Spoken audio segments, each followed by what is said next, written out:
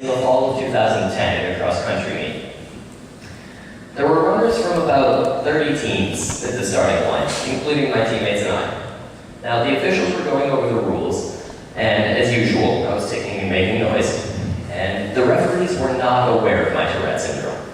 As you guys can tell by some of the tics I've had, if you didn't know I had Tourette's, it can be a little weird hearing someone yell obscenities randomly.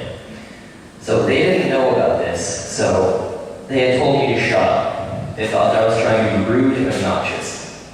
Now, I had tried to explain my Tourette's to them, but they wouldn't have it. I said, "Sir, I have Tourette's, I can't control it." Couldn't get through a sentence, they told me to shut up again. Now, thankfully, my teammates knew about all of my conditions and were there to have my back. They also tried to explain it to the referees, but guess what? They were also told to shut up.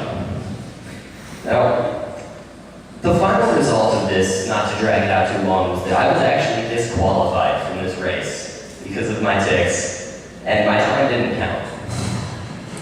Yeah, terrible. After the race, a lot of my teammates had come up to me and told me that they had run the fastest race that they could, just so they could tell an adult what had happened. Now, the point I want you guys to take from this isn't how bad it had felt for me to get disqualified because of the ignorance of the referees. I want you guys to take away how good it made me feel that my friends were there to have my back and stand up for me. Too many times people are bystanders in situations that they know aren't right, but they don't do anything.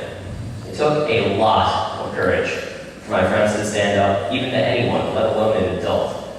And I really appreciate what they did. I tell them that every time I get a chance. Now, that event was really the spark that had started the fire inside of me to do whatever I can to stop people from having to go through what I did. Now, I've done many projects and talks to spread the message of tolerance, still in air quotes. Last year, one of the bigger projects I've done, with the help of my family, was an event called the Tolerance Fair. What we'd done was we'd introduced about what ended up being 1,000 people in attendance to 48 different charity and advocacy groups, with the hope of exposing people to how they could get involved with volunteer work. Because we believe that once you get involved, you learn about people's differences and you're going to be more tolerant because of it.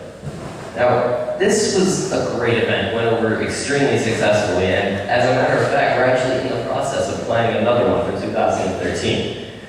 It's actually going to take place hopefully on March 3rd, and you can find out more information by visiting our Facebook page, my shameless self-plug, at Justin Bachman Speaker on Facebook to find out more information.